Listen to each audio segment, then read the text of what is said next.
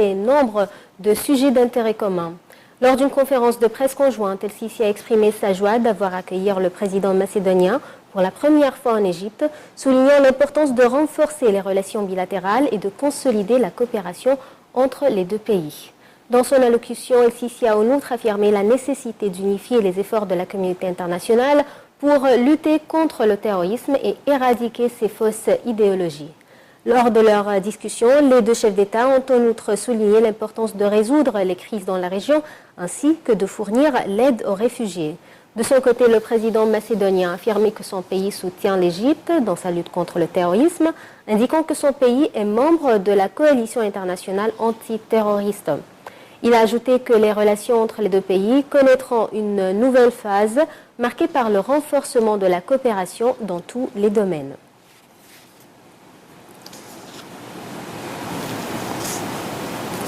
Le ministre des Affaires étrangères, Sameh Shoukry, s'est entretenu hier avec son homologue américain John Kerry des derniers développements dans la région, notamment la crise en Syrie. Lors d'un appel téléphonique, les deux responsables ont évoqué les efforts déployés par l'envoyé des Nations Unies en Syrie, Staffan de Mistura, pour entamer les discussions de paix le 14 mars à Genève.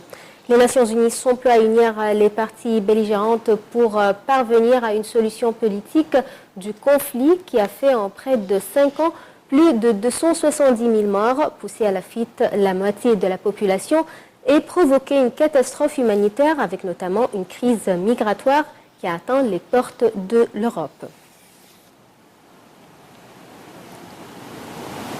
Les forces armées ont indiqué que la principale phase des manœuvres militaires conjointes franco-égyptiennes Ramsès 2016 a débuté aujourd'hui au large d'Alexandrie avec la participation des forces aériennes et navales des deux pays. Les Rafales français, les F-16 ainsi que les appareils de surveillance ont pris part à l'exercice militaire.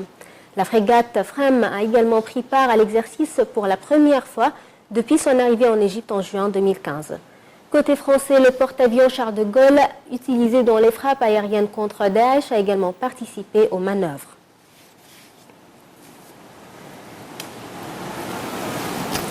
Et les représentants du gouvernement syrien et de l'opposition sont arrivés à Genève pour entamer lundi des négociations indirectes qui doivent aborder pour la première fois de manière